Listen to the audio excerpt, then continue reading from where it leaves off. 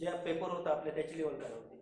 त्याची डिफिकल्ट म्हणजे त्यासाठी कमीत कमी 10वी पास लागेल. हां.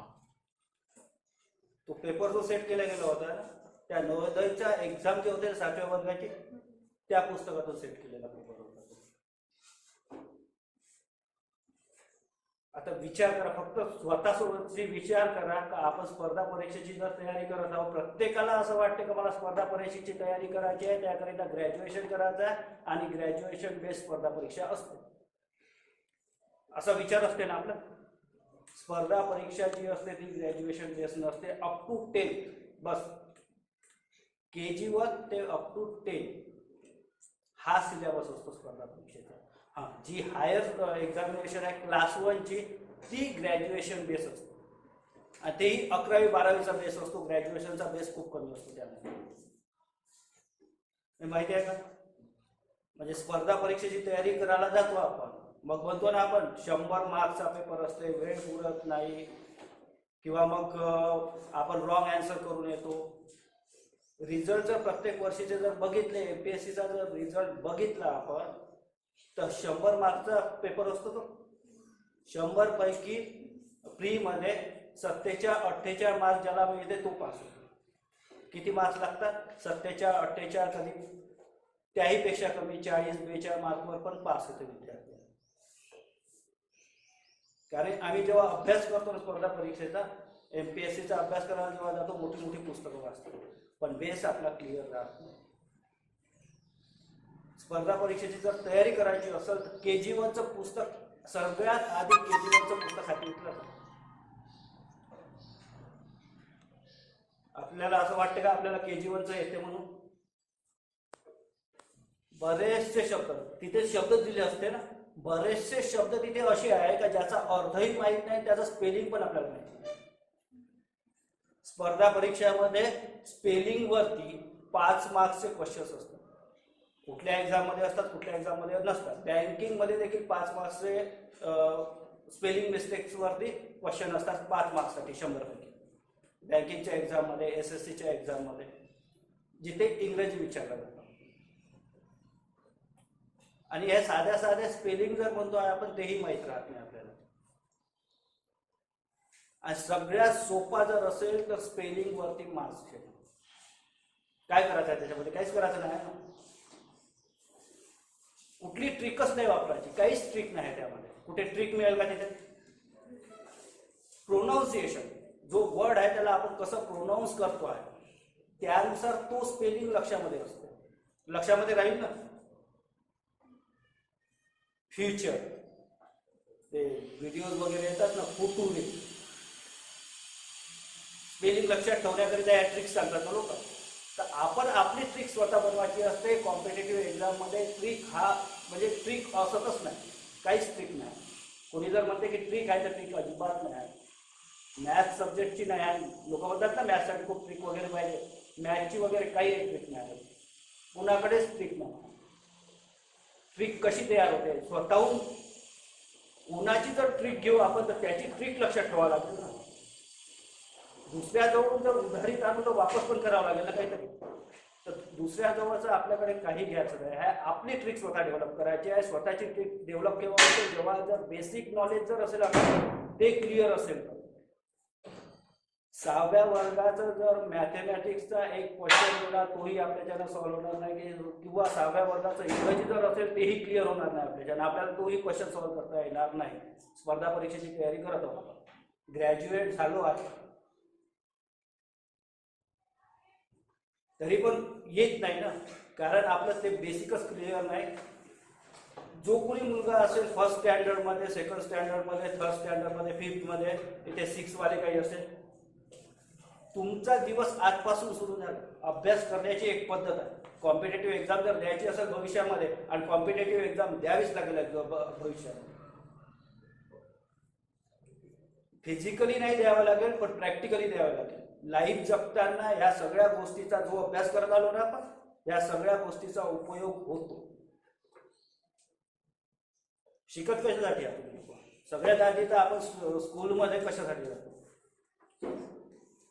नॉलेज घ्यायसाठी जात आहोत आपण, कुठली एक्झाम द्यासाठी नाही चाललो आपण, फक्त नॉलेज घ्यायसाठी चाललो. आपल्या मनामध्ये ते घरचे लोक टाकून दिले आहे त्यांनी की फर्स्ट यायचा आहे अभ्यास कर, फर्स्ट यायचा आहे अभ्यास कर. खूप पाठांतर करतो, फर्स्ट पण येतो, अर्थ त्याला नाही. जीवन जगताना त्याला काही एक अर्थ नाही आहे. जीवन जगताना का पाहिजे आपल्याला? नॉलेज किती आहे आपल्याजवळ ते कामाचं आहे. आणि जे नॉलेज आहे ते जीवन जगण्याकरिता युटिलाइज करायचं आहे. जे स्पर्धा परीक्षा म्हणतो ना, जे आपण नॉलेज घेतलं आहे ना 10वी 11वी 12वी ग्रॅज्युएशन पर्यंत, तेच नॉलेज ते विचारते आहे ना.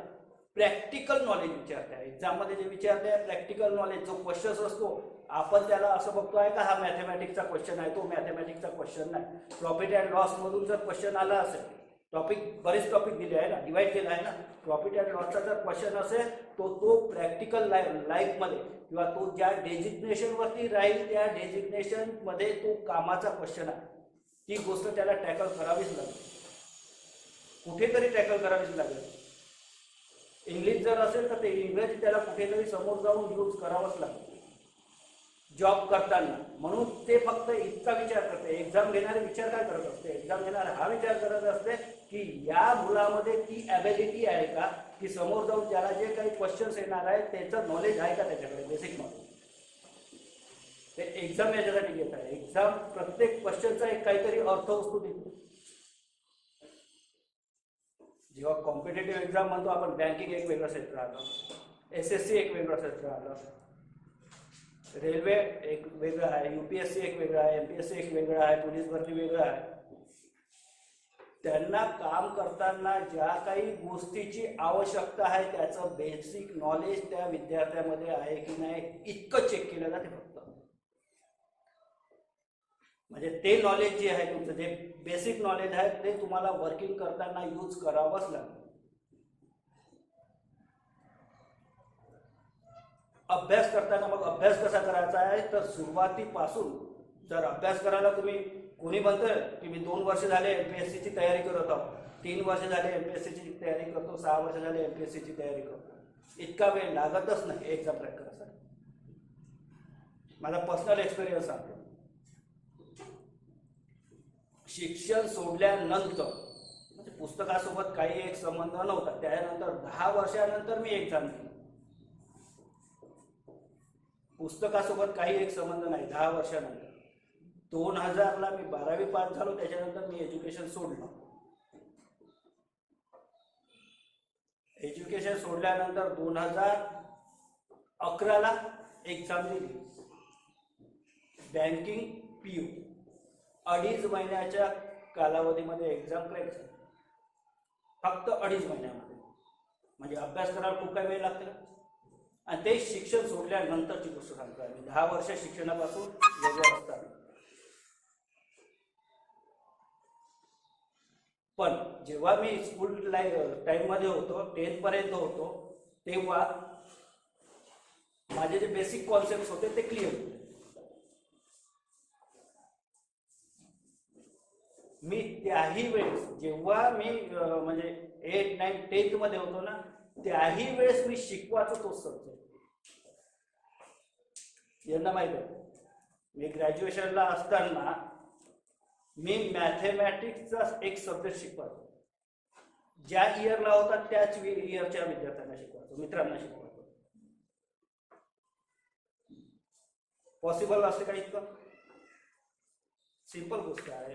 आपण जेव्हा दुसऱ्याला शिकवतो ना, मी गुरुवर एक म्हटलं सगळ्यांना, आम्ही जेव्हा शिकवतो तर एकदा शिकवतो पण 10दा शिकतो ना. आम्ही आपलं नॉलेज शेअर करतो. आपण काय करतो आहे, मला जितकं येते तितकंच नॉलेज शेअर करेल ना. मी माझं नॉलेज शेअर करतो आहे. समोरून क्वेश्चन्स येतात, माझं नॉलेज वाढते. जोपर्यंत क्वेश्चन येणार नाही तोपर्यंत नॉलेज वाढेल का? जेव्हा आपण अभ्यास करतो त्यावेळेस याच पद्धतीनं अभ्यास करायचा असते का मला क्वेश्चन्स आले पाहिजे समोर. एक तर समोर कोणी बसला असेल तर तो क्वेश्चन्स करेल, किंवा मग स्वतःच्या माइंडमध्ये विचार करावा लागेल, स्वतःच्या माइंडमध्ये क्वेश्चन्स तयार करावा लागेल. असे क्वेश्चन्स तयार होते का तुमच्या माइंडमध्ये? तुम्ही जेव्हा शिकता तर असे क्वेश्चन्स तयार होते. व्हायला पाहिजे. चुकी एज्युकेशन सेक्टरमध्ये चुकी दोन दिशेने होत आहे. मी म्हणेन 3 दिशेने होत आहे. पॅरेंट्स लक्ष देत नाही. पॅरेंट्सची ही इच्छा आहे की याने शिकावं, याने पहिला नंबर फर्स्ट आला पाहिजे. त्यानंतर अशी इच्छा असते का याने चांगला जॉब केला पाहिजे, इच्छा असते. पण पॅरेंट्सचे काही कर्तव्य त्यांच्याकडे वेळ नसल्यामुळे त्यांना कमवावं लागते ना तुमच्यासाठी. त्यांना खाण्याकरिता खूप जास्त पैसा लागत नाही बघ, पण एज्युकेशनसाठी खूप जास्त पैसा लागतो. हे तुमच्यासाठी कमवावं लागते, त्यांच्याकडे वेळ नसतो. मग ते काय करतात, एखाद्या शिक्षकाकडे पाठवतात. शिक्षक काय करते, तो एक व्यवसाय करते. मुलं बसले आहे, शिकवायचं आहे, ते शिकवतात, पैसे कमवतात, पैशासाठी शिकवते. बरेच कमी शिक्षक असे मिळेल जे पैशासाठी नाही शिकवत. मी फ्रँकली बोलतो, पैशासाठी शिक्षक लोक शिकवतात. महत्वाची चुकी जे राहते ते विद्यार्थ्याची राहते. तो शिकायला येतो, त्याचा पैसा लागला आहे ना. एक लहान मुलगा KG1 मध्ये जातो, त्याला काही बिझनेस बद्दल माहित नाही, तरी पण तो बिझनेस करत आहे. पैशाची देवाणघेवाण म्हणजे बिझनेस असते. तो पैसा देत आहे ना, तो वस्तू पण त्याच क्वालिटीची मिळाली पाहिजे ज्या क्वालिटीचा पैसा देतो आहे. पैसा कमी देता का, तो वस्तू तशीच मिळाली पाहिजे ना. तर एज्युकेशन घेत आहोत ना आपण, विकत पैसा देत आहोत, एज्युकेशन विकत घेत आहोत. एज्युकेशन त्या क्वालिटीचं विकत घ्या. म्हणा समोरच्यांनी शिक्षकांनी एक जर शब्द काढला, त्या शब्दाचा अर्थ जर नसेल कळत आपल्याला, किंवा तो शब्द समजत नसेल, जसं इथं लिहिलं आहे एखादी शब्द सामान्य ज्ञान स्पर्धामध्ये शिकण्यालायक खूप काय आहे जे स्पर्धा परीक्षेच्या कामाचं आहे. MPSCच्या एक्झाममध्ये विचारलं जाईल, पोलीस भरतीच्या एक्झाममध्ये विचारलं जाईल, काय आहे त्याच्यामध्ये शिकण्यालायक कोण असते ना. ऱ्हस्व, दीर्घ असेच क्वेश्चन एक्झाममध्ये असते का नाही असते. MPSCच्या एक्झाममध्ये असे क्वेश्चन असते की नसते, मराठीमध्ये असते ना. शिकण्यालायक आहे ना. मग समोरच्या व्यक्तीने शब्द काढला, शिकवत आहे ना तो, किंवा बुकमध्ये दिला आहे. आपल्याकडे एक सिलेबस असते, सिलेबसमध्ये दिला आहे. प्रत्येक शब्दाचा अर्थ हा कळलाच पाहिजे. प्रत्येक शब्दाला अनालिसिस करणं शिका.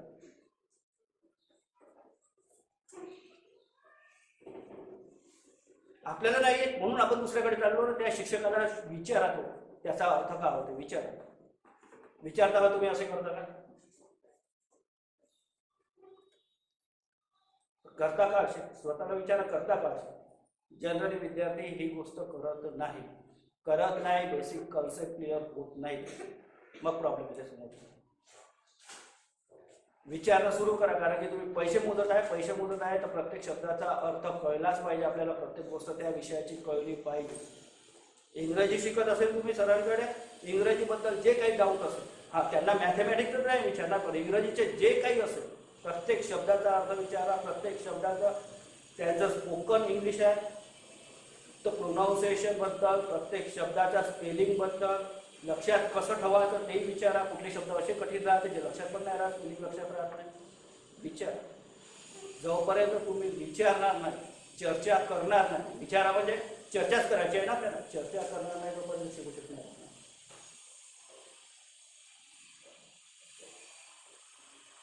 बाकी फर्स्ट KG1 to 10 पर्यंतचा जो काही सिलेबस आहे तितका वाचा आधी. जोपर्यंत तितका सिलेबस वाचणार नाही तुम्ही, स्टेप बाय स्टेप, असं नाही का आधी 10वीचा वाचला, नंतर 5वीचा वाचला, नंतर 8वीचा वाचला, असं. KG1चा आधी घ्या, KG2चा नंतर घ्या, जे फर्स्ट स्टँडर्ड आहे ते घ्या, सेकंड स्टँडर्ड, थर्ड स्टँडर्ड, जे काही आहे. आणि त्यामध्ये सगळेच विषय येतात ना, मग हिस्ट्री, जिओग्राफी सगळंच येतात ना. आजकाल तर पुस्तकं इतके मस्त आले आहेत जे तुमचे 7, 8 स्टँडर्डचे आहे, 5th स्टँडर्डचे आहे. इतके मस्त पुस्तकं आले आहे, मस्त त्यामध्ये पिक्चर वगैरे दिले आहे, समजायला खूप सोपं झालं. त्या सगळ्या गोष्टी ज्या आहे आधी वाचा, त्याच्यानंतर स्पर्धा परीक्षेची तयारी कर. आणि त्यानंतर काही एक करायचं नाही. जी कुठली एक्झाम द्यायची असेल, ज्याला ज्या सेक्टरची एक्झाम द्यायची असेल त्या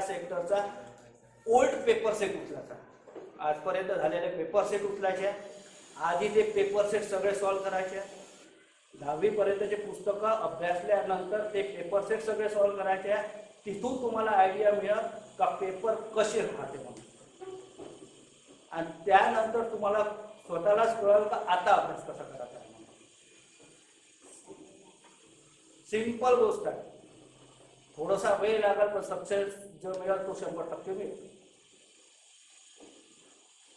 आणि हे प्रत्येकाला करायचं आहे. असं नाही की लहान मुलगा आहे तर त्याला स्पर्धा परीक्षा द्यायची नाही असं नाही. 7व्या वर्गात जे लोक जाणार आहे ते नवोदयाची एक्झाम द्यावं लागेल ना. तो काही खूप कठीण पेपर नसतो ना. फक्त बेसिक गोष्टी असतात त्याच्यामध्ये. पेपर कठीण नसतो, बेसिक गोष्टी असतो त्या अभ्यासाच्या. ज्यांनी 7व्या वर्गाची नवोदयाची, ज्यांनी 4थ्या वर्गात आधी सर्वात आधी 4थ्या वर्गात द्यावं लागते स्कॉलरशिपची परीक्षा. ज्याने 4थ्या वर्गात स्कॉलरशिपची परीक्षा दिली, नंतर त्याने 7व्या वर्गात जी नवोदयाची एक्झाम आहे ती दिली. ह्या एक्झाम देत राहिलं तर कॉम्पिटेटिव्हच्या एक्झाम देणं खूप सोपं जातं. मग तुम्हाला आतापासूनच कामी लागावं लागेल. असं नाही की तुम्हाला वेळ आहे म्हणून. खूप काही वेळ नाही तुमच्याकडे. 6व्या वर्गात असा 7व्या वर्गाची तयारी करावंच लागेल. जायचं नसेल तरी एक्झाम द्यायची, कारण की एक्झाम द्यायला खूप मोठी फी त्यावर मोजावं लागत नाही. आणि अभ्यास करायचा आहे त्या पद्धतीने. आणखी काय विचारायचं आहे सांगा तुम्ही. तुमच्याकडून क्वेश्चन एक्सपेक्ट विचारा फ्री माइंड विचारा. कारण कोणी कुठल्या सेक्टरचं असेल, कोणी MPSC असेल, कोणी UPSC असेल, कोणी बँकिंग असेल, रेल्वे असेल, कोणी नवोदयवाले असेल.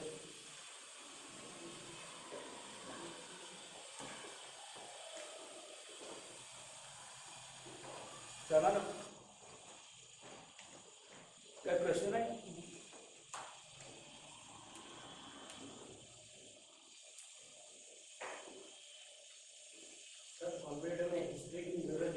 हाँ, कॉम्पिटिटिव एग्जाम में हर सब्जेक्ट की जरूरत है. वो बोलते हैं ना, जिनको हिस्ट्री पता नहीं वो हिस्ट्री बना नहीं सकते, ऐसे ही कहा जाता है ना. काय चालू आहे देशामध्ये, काय चालू आहे देशाचं राजकीय स्थिती कशी चालू आहे. इतिहासात जशी राजकीय स्थिती होती तीच राजकीय स्थिती परत चालू आहे. इतिहासाचा जर अभ्यास करा तर काही वर्ष आधी इतिहासामध्ये जी काही वर्ष आधी इंग्रजाच्या काळामध्ये जशी काही राजकीय स्थिती होती, राजकीय व्यवस्था होती, तीच राजकीय व्यवस्था आता देखील चालू आहे. GST काय, जेव्हा बंगालमध्ये 1764 मध्ये जे लढाई झाली होती आणि 1765 मध्ये जेव्हा बंगाल इंग्रजाच्या ताब्यामध्ये आलं होतं, त्याने ड्युएल सिस्टम आणली होती ना. ड्युएल सिस्टम काय होतं ते, की कर सरकार वसूल करत होती, म्हणजे इंग्रज वसूल करत होते, आणि राज्य कारभार जो होता तिथला राजा बघत होता. कर तर इंग्रज घेऊन घेत होते पण राजाला पैसे नव्हते देत. आणि लोकांचा संबंध कोणासोबत येत होता, राजासोबत. राजाला लोकांसाठी कामं करायची होती. बेसिक जे स्ट्रक्चर्स राहते, पाणी पोचवलं त्यांच्या घरात, जसं आज आपण म्हणतो रस्ता उभारणं, बाजारपेठ तयार करणं, हे सरकारचं काम होतं ना. सरकार म्हणजे राजाचं काम होतं. तर राजा केंद्राकडून म्हणण्यापेक्षा इंग्रजाकडून पैसा येत नसल्यामुळे ते व्यवस्थितपणे काम करू शकत नव्हते. सगळा रोष कोणावर निघत होता, जनतेचा राजावरती निघत होता. GST सिस्टममुळे तीच ड्युएल सिस्टम तयार झाली आहे. कर कुठे जातो आहे, केंद्रामध्ये. राज्याला पैसा मिळतो आहे का, जे हिस्सेदारी आहे जी आधी मिळत होती ती मिळत आहे का आता, पूर्ण नाही मिळत आहे. राज्यातला व्यक्ती काम जर करत नसेल, आपल्या राज्याचा मुख्यमंत्री काम जर करत नसेल, तर आपण हा विचार करू का हा व्यक्ती काम नाही करत आहे, आपण कोणावरती दोष दाखवू. आपला राग कोणावरती राहील, आपल्या मुख्यमंत्र्यांवरती आहे ना. ही सिस्टम चालू आहे की नाही. हिस्ट्री किती महत्वाची आहे, जीवन जगण्याकरिता महत्वाची आहे. मग आपल्याला माहित पाहिजे ना नेमकं काय चालू आहे, कोणावरती राग दाखवायचा, चुकी कोणाची, राग कोणावर, या गोष्टी कळायला पाहिजे ना, कळायला पाहिजे जीवन जगताना. हिस्ट्री महत्वाची आहे, म्हणून हिस्ट्री महत्वाची आहे आणि हिस्ट्रीमधून प्रश्न विचारले जातात. आणि हिस्ट्री खूप लहान टॉपिक आहे. हिस्ट्री खूप लहान टॉपिक आहे, खूप वास्ट टॉपिक नाही. हिस्ट्री हा डिफिकल्ट सब्जेक्ट आहे. कॉम्पिटेटिव्ह एक्झामसाठी हिस्ट्री म्हणजे खूप मोठा सब्जेक्ट नाही, छोटा सब्जेक्ट आहे. काय आहे, प्राचीन हिस्ट्री बघायची आहे. प्राचीन हिस्ट्री जी आहे त्याच्यामध्ये काय थोडंसं तर बघा, आता 7-8 पॉईंट, मोठ्या मुश्किलने 7-8 पॉईंट आहे प्राचीन हिस्ट्री. मेडिवेल हिस्ट्री, मध्ययुगीन इतिहास आणि मॉडर्न, काय इतके 3च तर टॉपिक करायचे. खूप मोठं तर नाही. असे नाही का खूप मोठे मोठे इसवी सन वगैरे पाठ करायचे आहे. काही महत्वाचे इसवी सन असते ते पाठ करायचे आहे. जसं भूगोलात म्हटलं आपण नदीचा जर विचार केला तर सगळ्या नद्याची लांबी किती आहे हे पाठ ठेवायचं आहे का. एक महत्वाची जी नदी आहे त्याची लांबी लक्षात ठेवली तरी बस त्यावरतीच क्वेश्चन आहे. लांबी विचारेल तर फक्त गंगा नदीची विचारेल, बाकी कुठल्या नदीची विचारणार नाही. एक्झाममध्ये विचारली आहे का आजपर्यंत लांबीच्या बाबतीत? कुठल्याच नदीची नाही विचारली, गंगा नदी व्यतिरिक्त. तर जे फिगर लक्षात ठेवावं लागते ना ते फक्त मेन फिगर लक्षात ठेवावं लागतं. इतिहासामध्ये ते इसवी सन मेन लक्षात ठेवायचे फक्त. म्हणून मी म्हटलं ना का एक्झामची प्रिपरेशन कशी केली जाते, 1 ते 10 पर्यंत अभ्यास करा. त्याच्यानंतर जे ओल्ड पेपर सेट आहे त्याला चाळा. त्याच्यानंतर स्वतःला समजायला येईल का किती अभ्यास करायचा.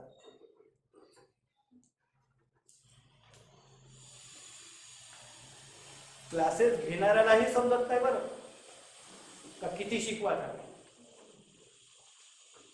माझा चांगला अनुभव आहे. एमपीएससीची एक्झाम मी आजपर्यंत कधी दिली नाही, पण पेपर प्रत्येक वर्षीचा पेपर बघतो ना मी जेव्हा पेपर बघितला एक वेळेस आणि जो शिक्षक होता तो पेपर सॉल्व्ह करून त्यानेच आणला होता माझ्याकडे.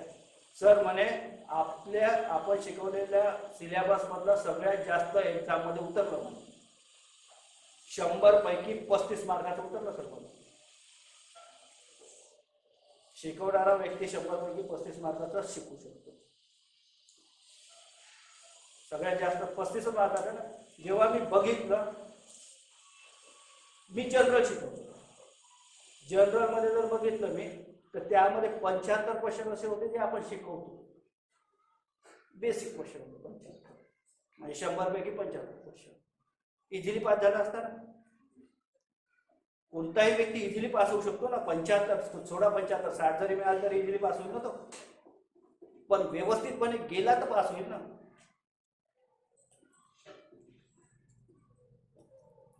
पण टीचर सांगताना कशी सांगते, खूप कठीण आहे, खूप कठीण आहे. का कठीण आहे? मुलांना जर असं सांगितलं कठीण आहे तर मुलं क्लासेस लावते. माझा पैसा वाढेल, माझा व्यवसाय वाढेल. किती दिवस वाढेल? व्यवसाय वाढेल तर किती दिवस वाढेल? कधी तर मुलांना कळेल ना. आज नाही कळलं उद्या कळेल. म्हणून मार्गदर्शन योग्य देणाऱ्याची कमी आहे बरं. मग घेणाऱ्यांची कॅपॅसिटी वाढवा. तुम्ही घेणारे आहे ना, तुम्हाला कॅपॅसिटी वाढवा लागेल. त्याच्याकडून काढून घ्यायचा आहे. पैसा देता ना आपण बाजारात जाता, 10 रुपयाचा सांबार जरी घेता ना तुम्ही तरी पाहून घेता का नाही. 10 रुपये पावाची वांगी जर घेतली ना, एक निवडून घेतो आपण, घेतो का नाही. आणि हजारो रुपये फी, 10,000 20,000 25,000 30,000 रुपये फी जेव्हा देतो तर मग ते इतके पैसे देऊन चांगली क्वालिटी काय नाही घ्यायची. आणि तसंही क्लासेस करायची अजिबात गरज नाही, अजिबात गरज नाही. स्पर्धा परीक्षेचे पहिल्या वर्गात, आता तर एज्युकेशन सिस्टम अशी झाली का KG1चा मुलगा ट्युशनला जातो ना, KG1 पासून ट्युशन सुरू होते. सुरुवातीपासूनच पैसे देत आहे तरी तेच शिकायचं, परत पैसे देत आहेत. मग आपण शिकलो, 2 शब्द लक्षात ठेवायचे नाही. मी एज्युकेटेड आहो असं म्हणतो ना आपण. ग्रॅज्युएशन झालं किंवा काही झालं, कोणी डॉक्टर जरी असेल तो काय म्हणतो, मी एज्युकेटेड आहो म्हणतो ना. एज्युकेटेड आणि लिटरेट मध्ये फरक काय?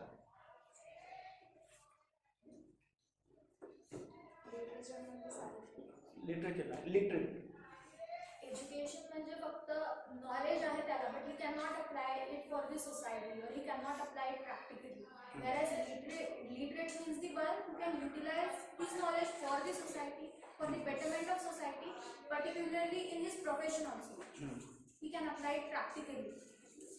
जसं एखादी व्यक्ती म्हणतो मी एज्युकेटेड आहोत, ठीक आहे, तो सोसायटीसाठी नॉलेज शेअर करत नाही आहे किंवा देत नाही आहे, ते सोडा, तो स्वतःसाठी तरी वापरत आहे का? मग तो कसला एज्युकेटेड? साक्षर आणि सुशिक्षित म्हणतो ना आपण, सुशिक्षित स्वतःला म्हणून घेतो हा आपला भ्रम आहे, पण स्वतःसाठी जी काही वस्तू वापरतो ते तरी व्यवस्थित वापरत आहे का तो? म्हणजे तो एक सुशिक्षित आहेच नाही, त्याला लिहिता वाचता येते, लिटरेट आहे फक्त, पण त्याला असा भ्रम आहे की तो एज्युकेटेड.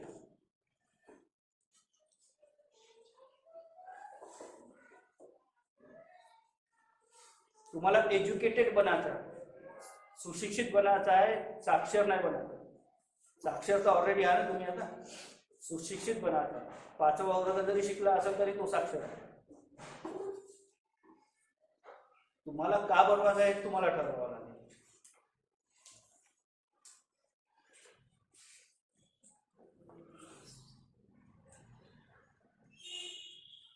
बोला, काय क्वेश्चन्स? काय क्वेश्चन्स असेल क्वेश्चन्स विचारा. आहे काय क्वेश्चन? सर जेव्हा आपण मी आता एक 8th स्टँडर्डमध्ये आहे, जेव्हा मी 6th एक्झाम दिली किंवा 7th, तर जेव्हा मी देत होते ते असं वाटत होतं की खूप हार्ड आहे, खूप हार्ड आहे. पण आता जेव्हा मी 8th गेली पण मला असं वाटतं की ते खूपच इझी आहे बा. असं का बरं वाटते? असं का बरं वाटते म्हणजे इंटरेस्ट एक तर महत्वाची गोष्ट. का जी गोष्ट आपल्या हाताखालून जाते ना ती गोष्ट नेहमी सोपी असते. कुठलंही काम करायला लावा एखाद्या व्यक्तीला, पहिल्यांदा करायला जाईल तर ते कठीणच वाटेल ना त्याला, पण एकदा जरी केलं असेल तर त्याला सोपं जाईल ना. तुम्ही ते काम एकदा करून चुकले आहे म्हणून तुमच्यासाठी सोपं आहे. पण हे जे आहे 8th स्टँडर्ड किंवा 7th स्टँडर्डचं, हे तुमच्यासाठी पहिल्यांदा करत आहे म्हणून पडतं. माझी पण नेहमी म्हणते, आता म्हणजे ते 10th मध्ये होते तिला 74% मिळाले होते, आता ती 12th मध्ये आहे. माझी पण म्हणते आता जर मी त्यांची एक्झाम दिली ना म्हणते मीन्स 99% पण घेऊ शकतो म्हणते, अशीच म्हणते का? हो, तो बरोबर आहे. अनुभव आला ना एकदा हाताकडून वस्तू केली आहे, कुठलीही नवीन गोष्ट कठीण वाटेल ना, एकदा करून चुकलो की सोपं वाटेल. चला, थँक्यू.